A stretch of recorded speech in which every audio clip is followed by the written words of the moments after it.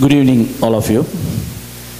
I bring greetings in our Lord's most holy name, and I thank the pastor and the believers of this church for inviting me to speak in this meeting. Really, the last 2 days I have been enjoying the fellowship of a lot of new believers, especially people from our own country. It's so glad to be here amidst you. And I also thank for each and everyone who has been praying for me and my ministry in India. Yesterday I shared a little how the Lord entered in my life, how He touched me. You know, unless God reveals Himself to us, it's impossible to find Him. There are many religions today seeking to find God, and what we find is they desperately fail. Unless God reveals, we can never know Him with our infinite minds. One thing that sometimes struck me was when the Lord Jesus raised up from the dead after His death, burial and resurrection, He met many of His disciples. But every time He met His disciples, the strange thing was they didn't recognize Him, at least immediately. Mary was waiting for the Sunday morning to go and anoint the body of Jesus. But when Jesus stood behind her, she had a look at Him, and it is written, she thought He was a gardener. Can you imagine? She was with Jesus all these years, expecting Him, and then when Jesus stood nearby, she couldn't recognize Him. She thought He was the gardener. Okay. 2 disciples were going to Emmaus from Jerusalem. They were all the time talking about Jesus. But when Jesus joined them, they couldn't understand it. Again, Peter and company were fishing in the Sea of Galilee. And early morning, Jesus comes and stands and said, "Have you caught anything?" He was speaking to them. They said, "Oh, we haven't got anything. We don't have anything to give." It looked as if they did not understand it. Funny. Did Jesus take a new body? No. What I could understand was, all these people understood Him a little later. Mary understood. When Jesus called Mary, she immediately recognized it was the Lord. But just one moment before, she got a good look at Him and thought He was a gardener. But when Jesus called Mary, immediately she recognized. Likewise, the disciples at Emmaus, all the way 9 kilometers He was walking with them, talking to them. They didn't understand. But when He broke the bread and they saw the wound on His hands, probably, they immediately recognized Him. Like that with the Peter also. What struck me was, this Jesus who was so close to them, walked with them for 3.5 years, and they were all, 3 days is not a big time to forget Him like that. But when He came, now not as a human being, but as God, unless He revealed Himself, people could not understand. That's God. So God has left His impression in this design of this universe and in our own conscience, that everybody will understand there is a God. God has not left the people without any revelations. But somehow, for some people, He has revealed Himself more intimately. I belong to that fortunate group when I never searched for Him. I never looked for Him. I never went after Him. I never even thought about Him. But He revealed Himself to me. He talked to me. That's why I could understand Him. For the last 42 years, I knew He is God. Jesus is a real God. So more than all my professional abilities, more than all that world can give to me, I consider it a great privilege to be this God's servant and to be His witness. Even in the pages of the scriptures, especially in the book of John's Gospel, we find Jesus revealing Himself through different names so that people can understand. We cannot understand God fully. You know, nobody can fully understand God. He has to reveal Himself. That's what I said. So at least He reveals part of His character through some of the names. And John's Gospel is full of that. Jesus said, I am the light of this world. We can understand. People groping in the darkness, there is light. Jesus said, I am the truth, I am the truth, I am the way, I am the truth and the life. He said, I am the good shepherd, I am the morning star, I am the door. So many times He revealed Himself so that people will understand Him.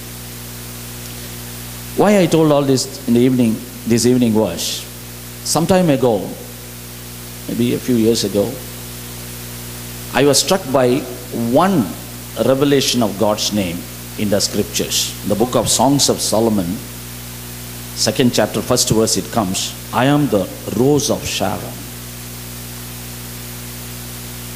When God reveals Himself as a light, as a good shepherd, as the way, the truth and the life, we can know a part of His character. We cannot know Him fully. You know, G.K. Chesterton, the famous philosopher, said, God is like a midday sun. You cannot see, but you cannot see any other thing without that. That is His character. Unless He reveals, through Him we understand so many things, but at the same time we cannot fully understand. He is like the midday sun, which we cannot see, but at the same time without that we cannot see anything. So God reveals, and when I read this famous verse, I am the rose of Sharon, sometime back I meditated why God thought it nice to reveal Himself as the rose of Sharon. My thought went back to an unforgettable incident in my life. When I was living in Pondicherry, previously a French colony, I had the privilege to visit a factory that was making perfume. It was actually a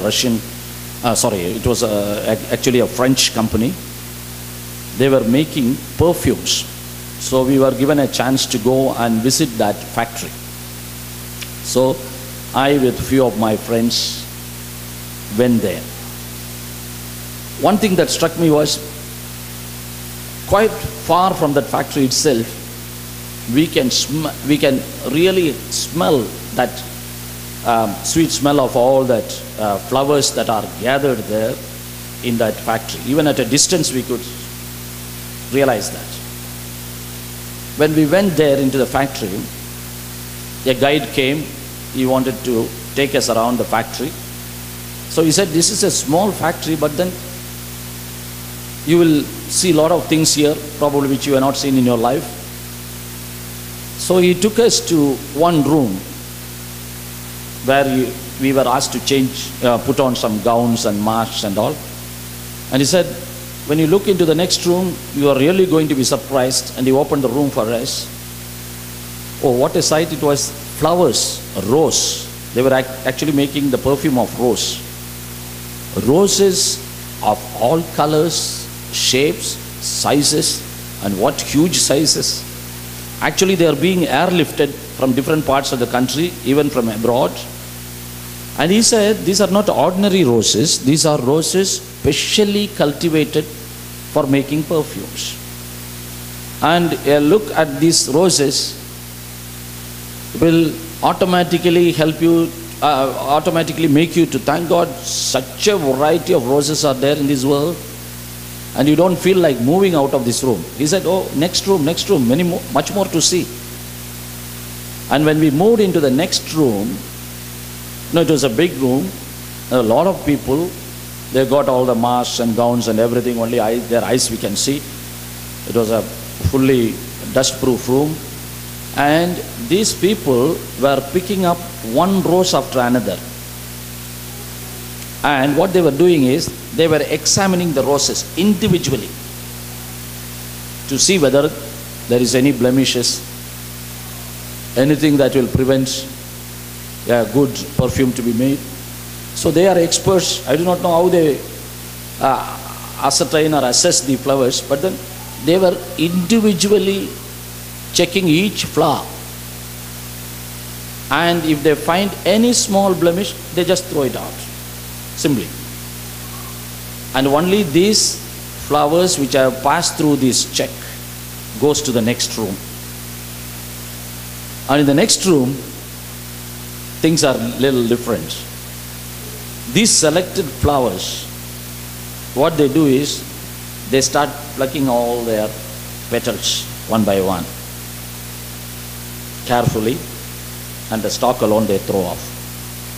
So now what was a great feast to our eyes, these flowers are all converted into a mass of petals. We feel sad, but then that's the process the flower has to undergo. When you move into the next room, the scene is still worse. These petals that are removed from these flowers are being put into machines, grinders.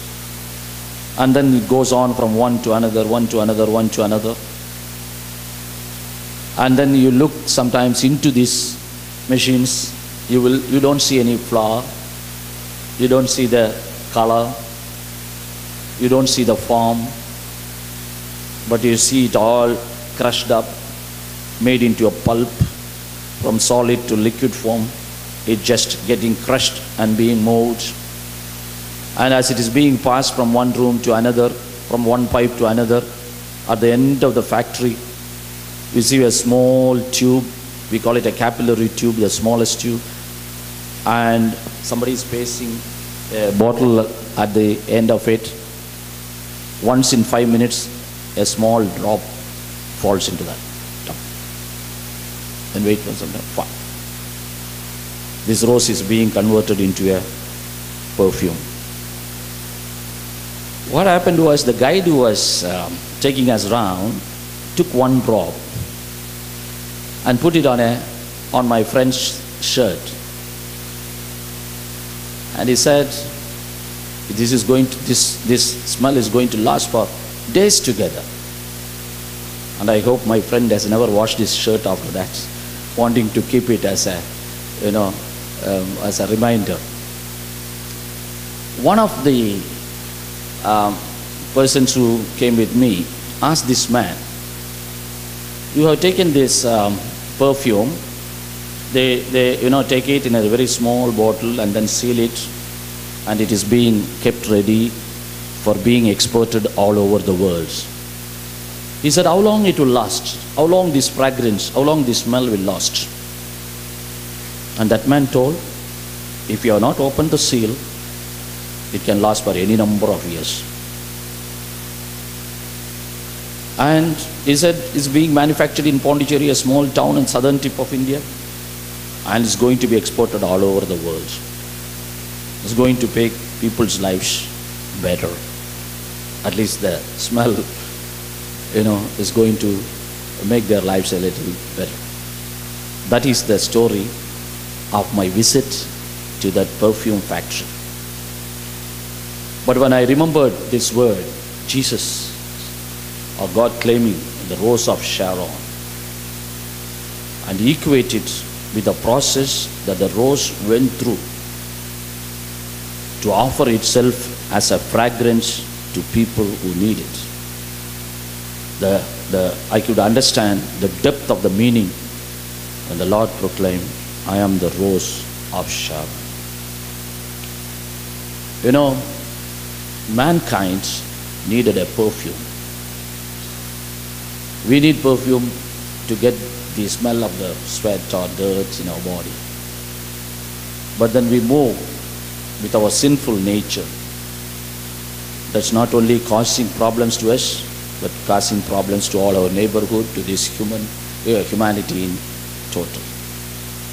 And what can take away the stain unless there is a perfume that will take away our sin-stained soul? So for this, we need something special. You know, so many people, we may have in our gardens rose flowers. We all know that. When it blossoms, it looks very fine. For a day or two, it gives its fragrance. Maybe it will give a fragrance to our home and probably to a few of our houses in the neighborhood. That's it. After a few days, they just wither away. We don't get the scent anymore.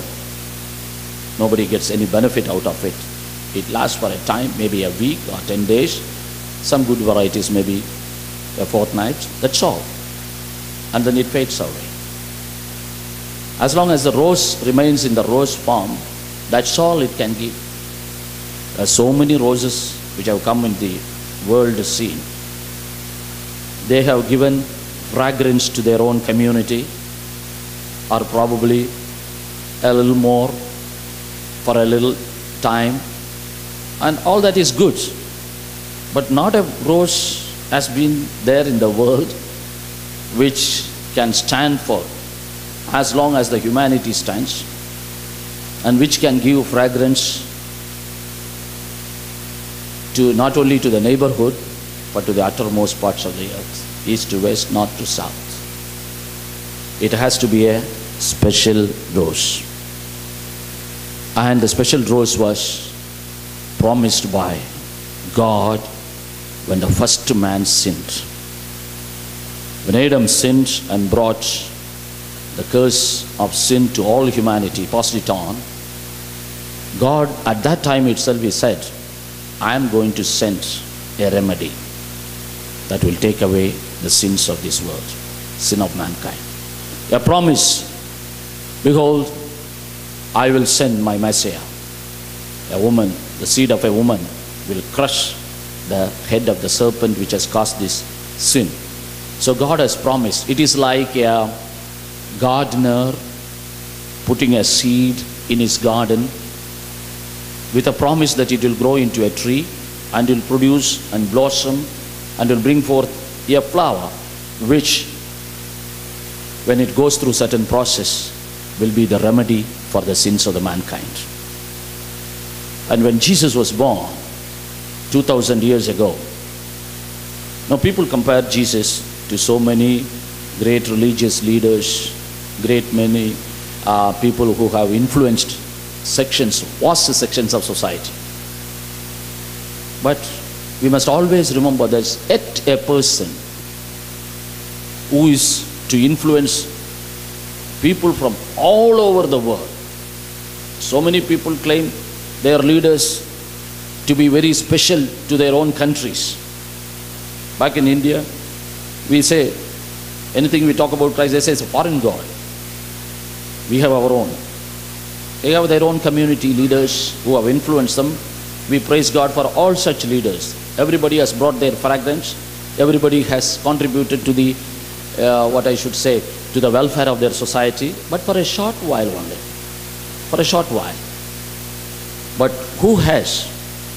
You visit any continent, any spot on this earth, any country, there will be always some people who said, who can say, who can testify that this rose of Sharon is the one which has taken away the stink of my stain. So this rose has to be special. It has to be special. It has planned, actually the rose plant was planned by God himself, the great gardener. And after he put the seed, he said, is going to come. And years later, centuries later, prophet after prophet was looking at this small tree that was sprouting, and they were prophesying, one day it will blossom. One day the rose will come out. One day whatever God has promised is going to be materialized. So prophet after prophet was looking at this. The seed, the tree was, the bush or the rose tree was growing, but yet a seed, yet a flower bud has to come. But then everybody was hopeful. And 2000 years ago, on a starry day in Bethlehem, this rose plant put forth a small bud. Small bud. And it was so unique. You know, the birth of Jesus, for many people, it is unique. You ask them why, they may say so many reasons. But I want to tell you, the birth of Jesus was not unique at all. His birth was like anybody else's. You know why I say?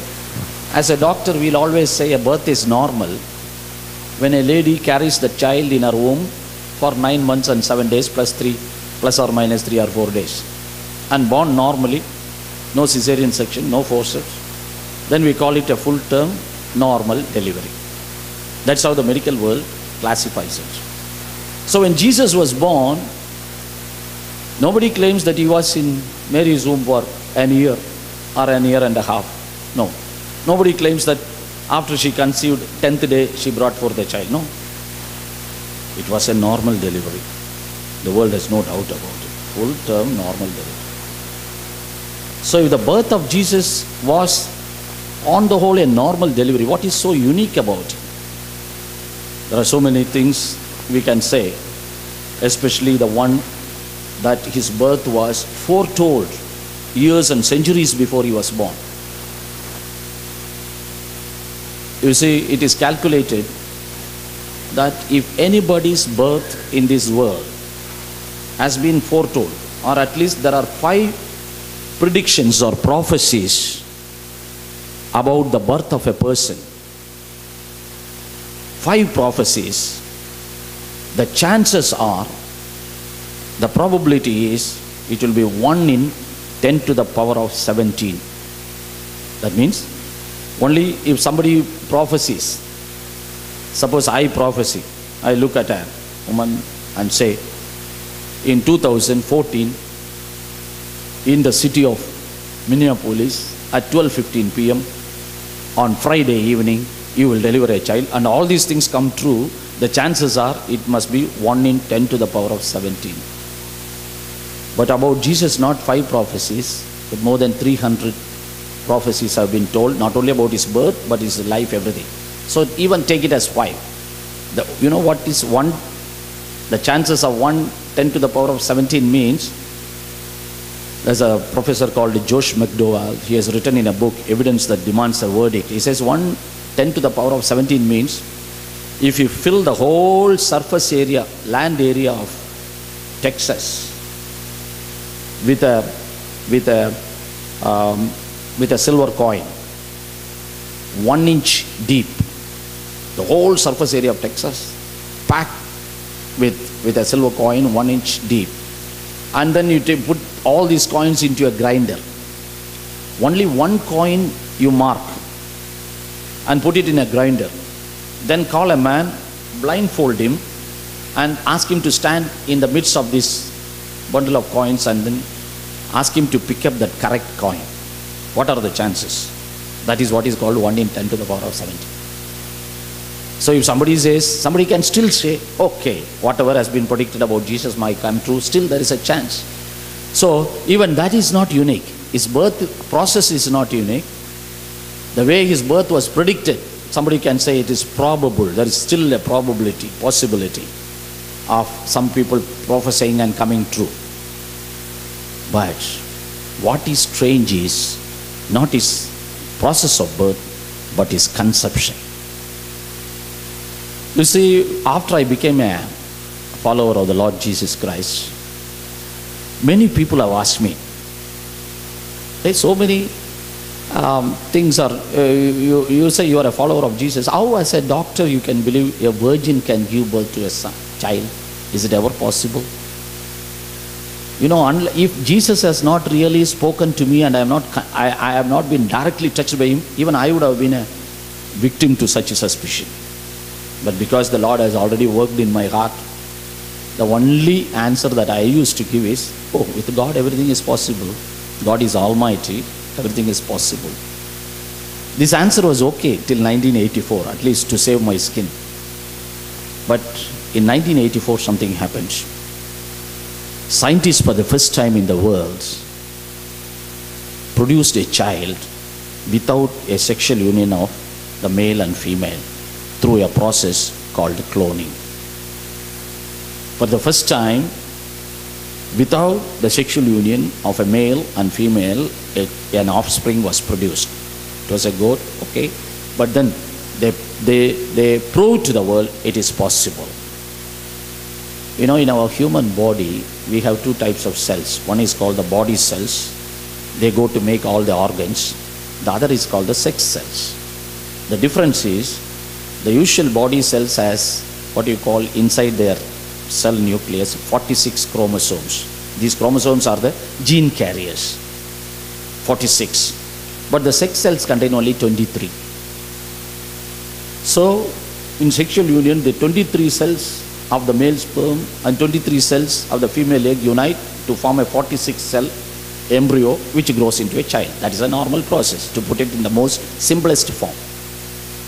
But in cloning, what scientists have done is, they have taken the ovum, that is a female cell, sex cell, removed the whole nucleus. That means the only shell is there empty. 23 chromosomes have been removed. And what they did is, they imposed 46 chromosomes from another cell.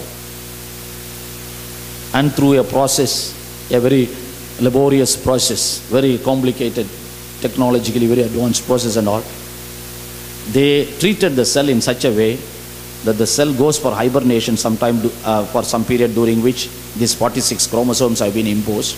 And when it wakes up, it feels that it is already fertilized, and these 46 chromosomes grow into a child. This is called cloning, which means normal 23 plus 23 is 46, but in cloning, 46 plus 0 is 46. Arithmetic, it is correct. But what the world has been shown is, a child can be produced without a sexual union. But the greatest, what I should say, it is not a side, what an extra knowledge that we have received by cloning is, when any child is born in this world, that means that includes you and me, everybody, every child born in the world, we have always inherited characters from father and mother, right? When a child is born in this world, somebody goes to see, the first thing they look at the child, I say, nose is like the father, mouth is like the mother. Something, this is what the usual comment. It looks like a father, mother. But no child born in this world is 100% father or 100% mother, neither in their character nor in their physical appearance. They are always a mixture of, even identical twins, they have their own differences. That means they inherit both from father and mother. But in a cloning process, what happens is, the mother is only the carrier. Because all the 46 chromosomes with all the gene components, it comes from a different source. The mother does not contribute anything genetically to the child. She only carries it. Which again means, a cloned child is 100% the father. Two things. A child can be born without a sexual union. Two, the child that is born like that will have 100% the genetic character of the father. That is Jesus. When Mary decided to empty herself, the nucleus is the, what I call the crown of a cell. If you take the nucleus out, it's only a shell. So when Mary has decided to empty herself, Angel Gabriel said, the Spirit of the Lord will overshadow you, and what is born in you will be holy. Mary was only carrying the child. She had no contribution to the genetic composition of the child. That is why the only person who in the world can say, I and my Father are one. Jesus said, no child in this world can say. They may look 75%, 95% like Father, but they can never say, I and the Father are one. And the cloned child will exactly be a replica of the original Father. We do not know how this process has occurred, but The science has proved. Now no so-called rationalist can ever say, how can a child be born without a sexual union? More than that, how can Jesus claim himself to be God? 100%. When Jesus said, I and the Father are one, he who has seen me has seen the Father, it only tells that it's more possible. At least now we can believe. So many things that have been told in the scriptures, only time has revealed. We are only ignorant, but as time has passed, God is able to reveal us more things. So that is the uniqueness of the birth of Jesus Christ. And when naturally, when the first cloned sheep, they call it dolly. So it was such an admiration to the whole world. There's a dolly, cloned child, first cloned living being. No, it was an admiration for not only for the scientific world, for the whole world. So when the first bud was there in Bethlehem, everybody who looked at it, no, it's different. This is different. This is different. And, people from east came to see. The shepherds came to see. Everybody who came and adored and worshipped, they knew this child was different, something totally different. It may have a resemblance like roses, but then it's in composition, it's totally different. After a few years, only we see the rose. It is partly blossomed only, 12 years. And even at that time, the fragrance was so intense that when Jesus was there in the temple at Jerusalem, everybody was so astonished at the knowledge, at the wisdom of this 12-year-old lad. Partly blossomed roses do not give that much fragrance. But then when it is even partly blossomed, it started spreading its fragrance. The next stage we see in its full blown. Now, at 30 years, it's a full-blown rose. But while it attracted the attention of the whole multitude, the neighborhood, wherever he went, people thronged to hear from him, to touch him, to get blessings from him, to get healed from him. He was the talk of the day. And everywhere the fragrance was spreading on one side. People could not resist. People just came. He went into the mountain, people came. He was near the seashore, people came. He was in a marriage house, people come. He was on the road, people come. Everywhere he was being thronged by the multitudes because the fragrance that was exhibited was so irresistible. Right? But at the same time, there are some people who started examining his life. That right? They wanted to question every aspect of his life. They were critically analyzing him. While the fragrance, if you examine each petal, they examined each petal. They questioned his prayer life. They questioned his compassion. They questioned his healing. They questioned his miracles. They questioned his character. They questioned his connection with God. They even doubted his connection with the devil and his kingdom. Every petal they were examining, but they could not find any faults. If you examine each aspect of Jesus' life, there is no comparison at all. Take for example his teaching.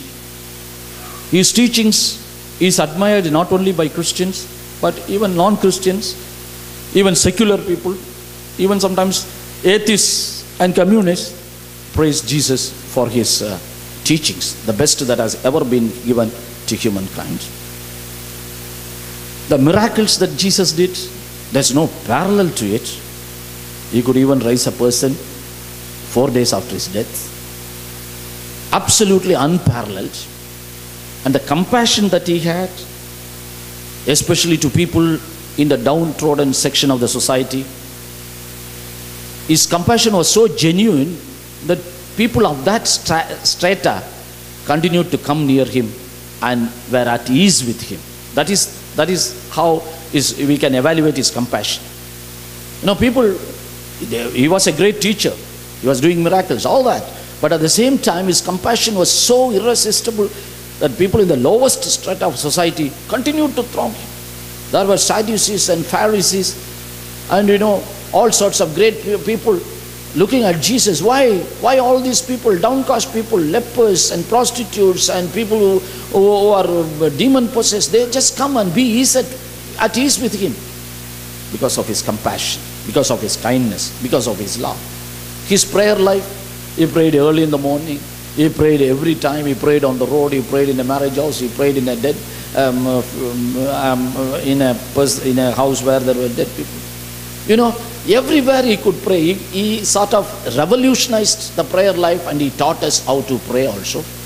His prayer brought so much results that his disciples always wanted to know what is the secret of his prayer. They always asked him not to teach them about how to do miracles, but how to pray. His prayer life, every petal of his life, prayer life, his compassion, his teachings, his miracles, everything that you take is so unique, definitely so unique. And 3.5 years around this Palestine. He didn't move more than 200 miles, but then from nook and corner at the border of this Palestine land, up to that, people heard about him and started coming to him. The Greeks came to see. The Canaanite woman came to see him. So his fragrance was spreading 3.5 years. And 3.5 years, Jesus exposed himself to anybody who criticized him. He said, come on, criticize. Because he knew one thing, that he was not in this world only to give fragrance to Palestine or a small group of people for a short period of time and then disappear. He said he has come so that he will take the sins of the mankind. And you know what process he has to go through to achieve that? He knew that. But before that, he wanted to convince the world. Have you seen anybody like that? Have you heard, after examining what fault you can find? In John's Gospel 8 chapter, he says, can anybody find a fault in my life? Is there anybody who can find a fault in my life? And not only that time, the last 2000 years, people are trying to invent all sorts of cock and bull stories to mark his character, and nothing stands. Jesus stands unique as in his speech, in his teachings, in his healings, in his miracles, in his communication with God, in his compassion to the people, in his availability to everybody who wants to come near him. And more than all that, the most important thing of his life, if you can summarize in one word, the life of Jesus, he came to suffer. By that I mean, his main purpose was, he is going to end his life in the climax of crucifixion. But before that, he said, I want to pass through the whole spectrum of human tragedy. You know, when people who have problems, who have difficulties in life, they go to pray. The first question, the doubt that comes in anybody's mind is, does this God understand? Does this God understand? You know, so many people come to the doctors and they say, chest pain. If the doctor doesn't bother, they will say, doctor, it looks like an elephant standing on me. Just to impress the doctor. At least then he will get an idea of what pain I have. People have a feeling that unless the doctor has an idea, he may not take it very seriously. So we go to God and then we ask, we are suffering, does the God understand? Does God care? Does he bother? And so many times people would have felt, if only God knew what I am going through.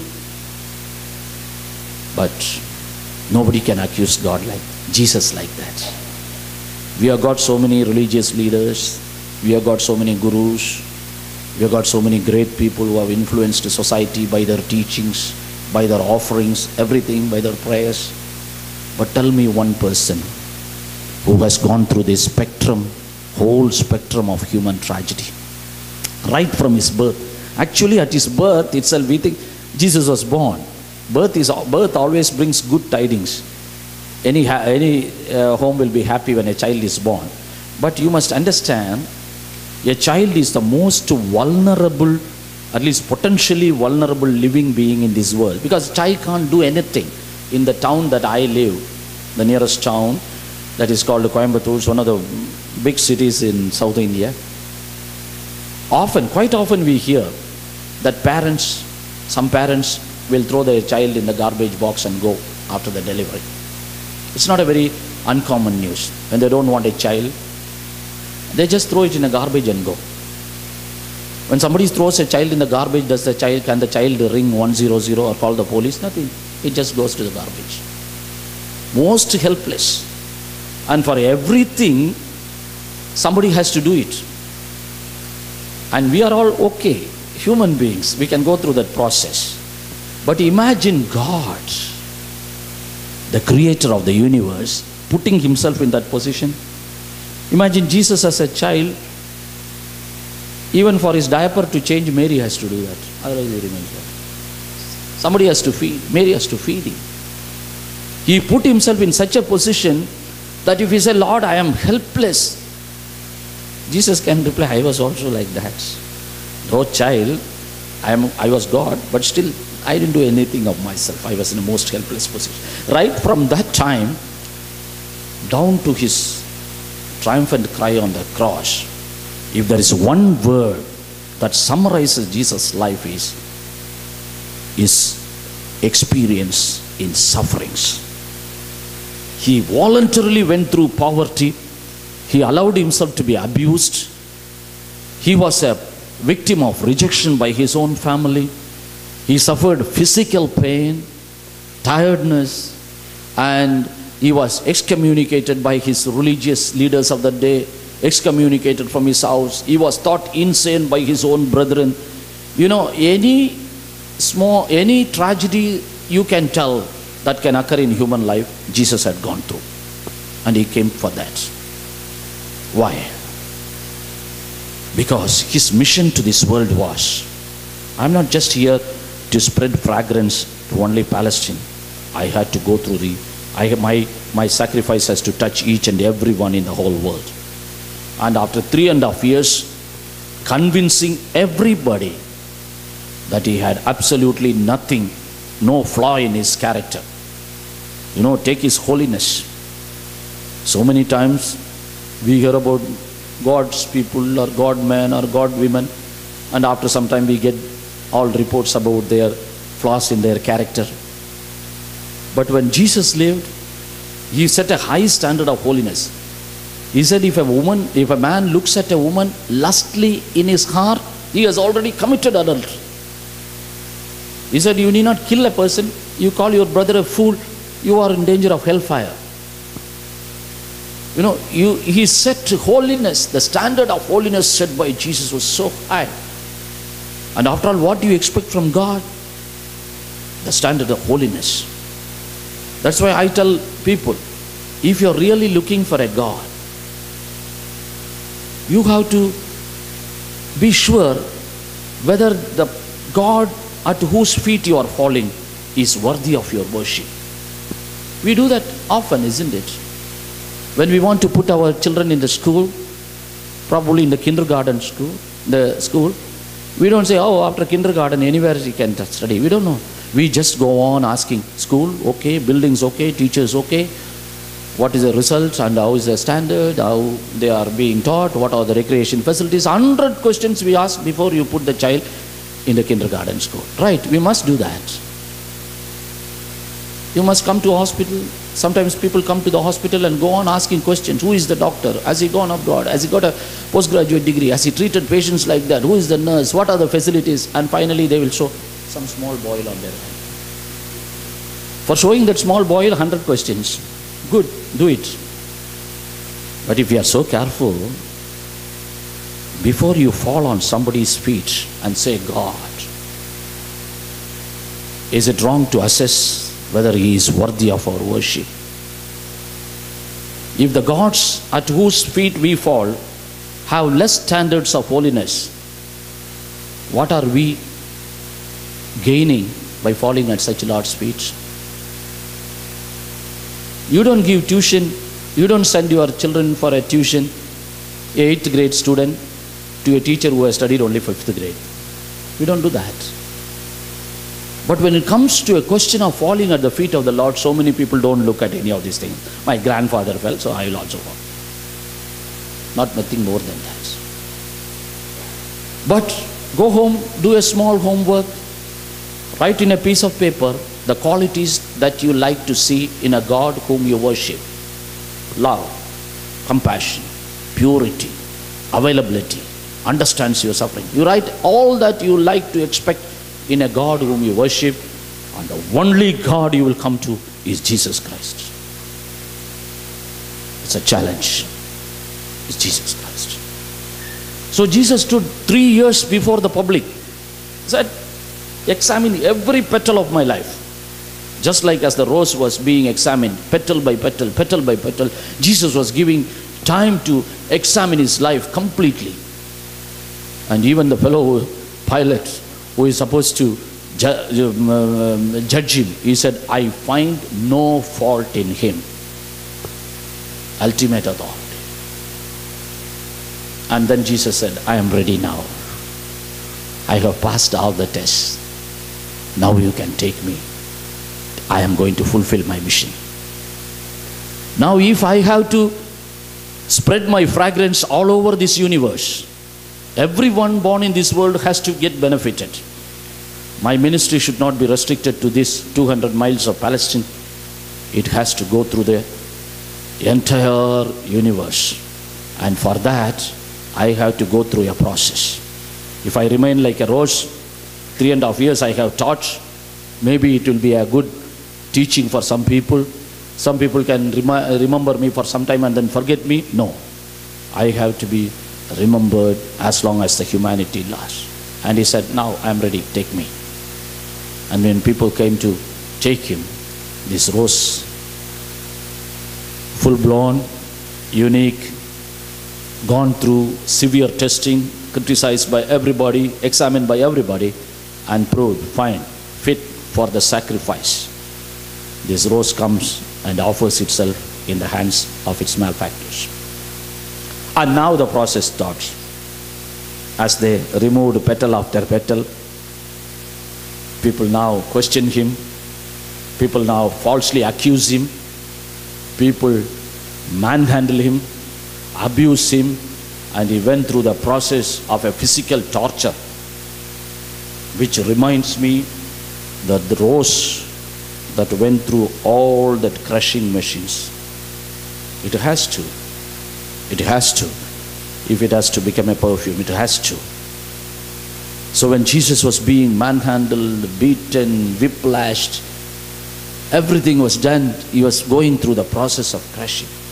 Most of you might have seen the film Passion of Christ. One of my friends who saw the film asked me, do you believe that? I asked, what?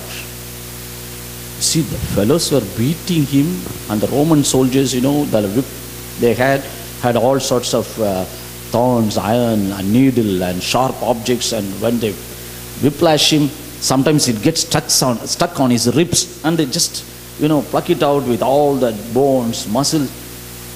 How do you expect him to live the next day to carry the cross? That was his question.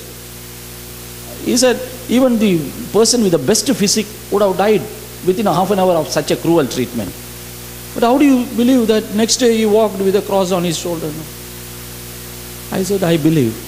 For a simple reason, nobody can beat God and kill him. Not 2 days, even if it was 200 days, they can go on beating him. He can feel the pain, but nobody can kill God. He has to give his life. That's what he did on the cross.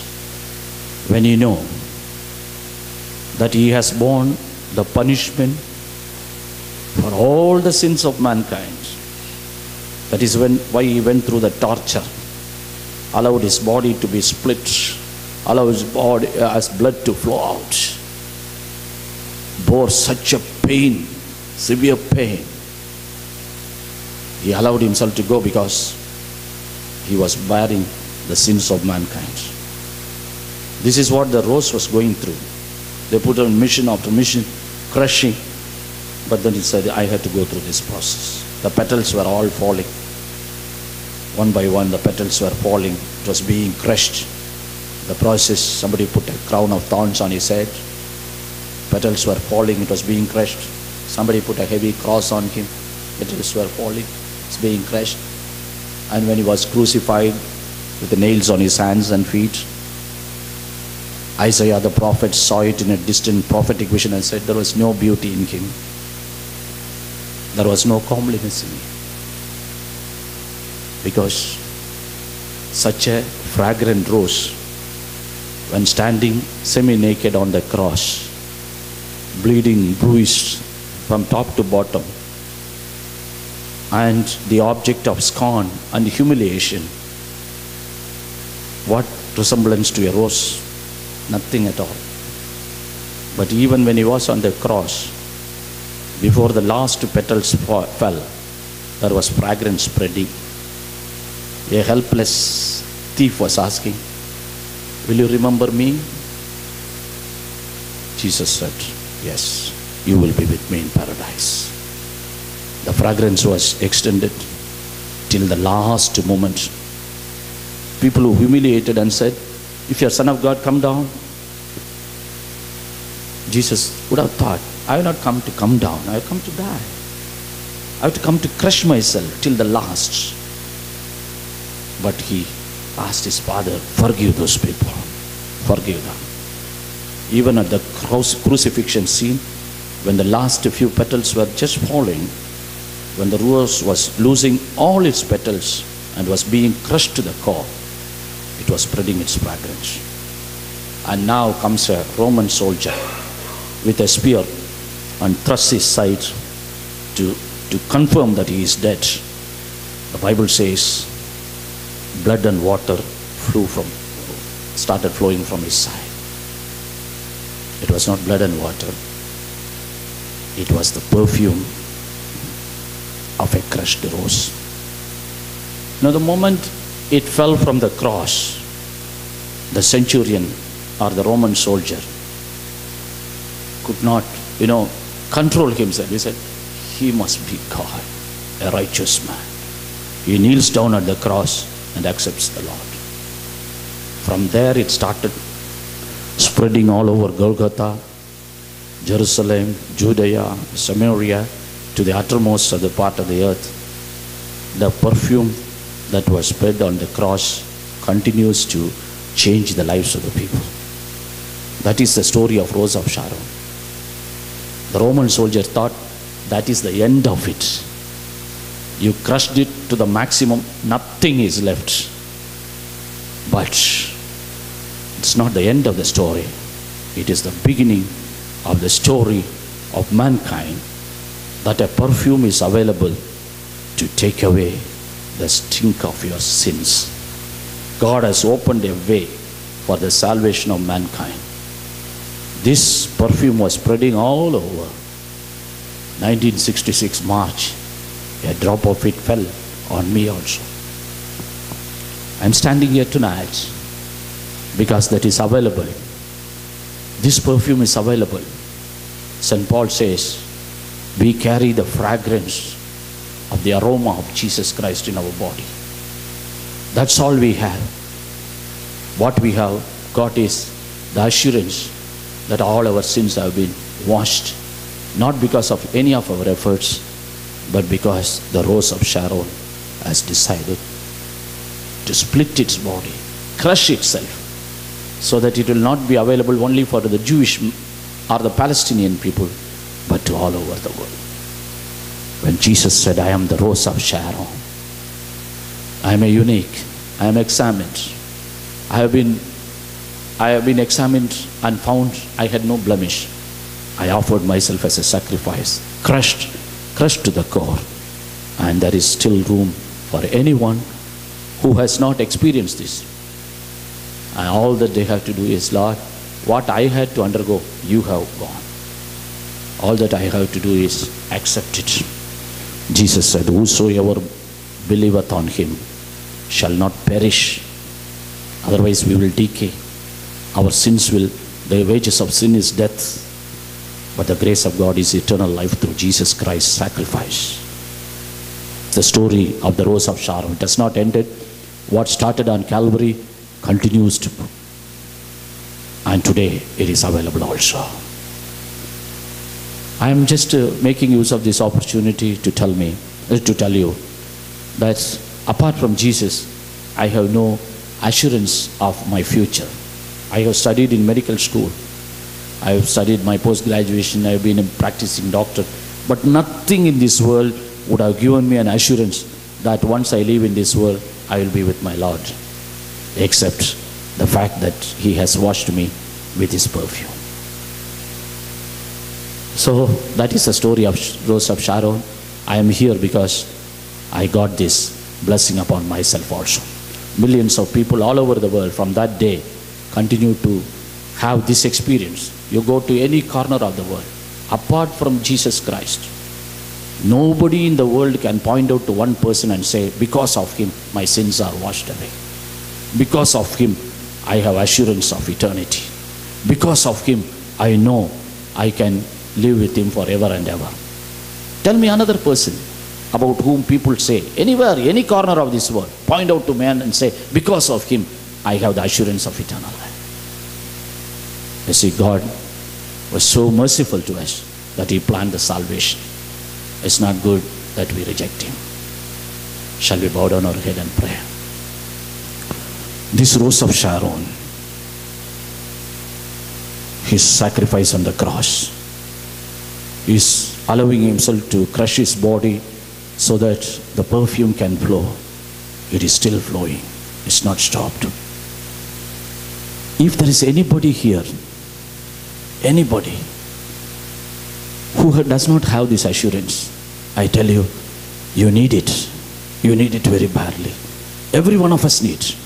What else gives us that assurance? When God has planned it in such a way, put it before our eyes, everybody is scrutinizing, thinking honestly and logically will come to the conclusion that Jesus came to save mankind. And without Him, we are lost forever. I am the way, the truth, and the life. No one comes to the Father but by me, because I have paved the way. He didn't say I am one of the ways. He said I am the way, because my way, the way that you have to come to the Father is through my precious blood, and I only have shed my blood. What a privilege to have that assurance. If there is anybody here tonight who have not had this assurance, I tell you, it is available for your asking. Accepting. Jesus, I understand you are God's Son, came in this world only for one purpose, to save people from their sins and to make them eligible for eternity, to live with you forever and ever. Lord, will I get that assurance? I am willing to accept your sacrifice. All that you had to promise. And Jesus said, whosoever believeth will not perish but have everlasting life. As we bow down our head and pray, there is a small chance, because whenever we present this gospel, this is another means of revelation of God to you, to anybody here. Probably we have not heard. We have only heard about Jesus as Christians, God, or somebody, or we are born in Christian family also. We have not committed ourselves in Jesus' hand. We could have born in Christian family. So many people are born in different families. That doesn't matter. The day that you make a decision to accept Him because of the sacrifice that He did on the cross for you, and offer yourself in His hands and get the assurance in you that He has forgiven your sins, that is the day you become His child. If you have not gone through this experience, can you use that experience? If there's anybody here, while we are all praying, who can say, Lord, I want to make a decision. For all that you have done for me, I have not so far committed my life in your hands. Tonight, I am committing myself. If there's anybody who wants to do that, if you just raise your hands, we will pray for you. Don't worry. It is God. It is God who is going to see your hands. It is God who is going to change your life. It is God who has sacrificed, not I. It is God. And the moment you submit yourself, He knows, okay, my sacrifice is not waste. One more person has entered into the kingdom of God. God will be too happy. If there is anybody who wants to make a decision, this is the time. Don't think about anything else. Just make a commitment with God, with Jesus, with this Rose of Sharon, with the one who has shed his precious blood, and you see your life will be changed. If God is speaking to your hearts, if you have not got the assurance of salvation, make that commitment before you go from here. Hallelujah. Hallelujah. From my personal experience, the last 42 years, I can say the only best thing that I have ever had in my life is the fact that I am God's child. I have the assurance. It's not my education that has given that. It's not my anything else that has given me that assurance, but it is Jesus Christ. Have that assurance and be a child of God. Thank you, Master. Thank you, Lord. Thank you, Lord, for your sacrifice on the cross. Thank you because you went through that harsh process. Thank you went through that crushing process just to shed your precious blood. Lord, if there is anybody who is making a decision, who you are pleading, your spirit is interceding, Lord, let them have that conviction tonight that when they ask, that you are willing to accept them as your child. Thank you, Master, for speaking to us. Thank you for your salvation. Thank you for the process that you went through, for your sacrifice. Thank you for redeeming us. Thank you for everyone who is here, who has been saved, who has got that assurance. And if there is anybody who is making a decision, continue to bless them. We give all honor and glory to Jesus. In Jesus' most precious name I ask. God bless you.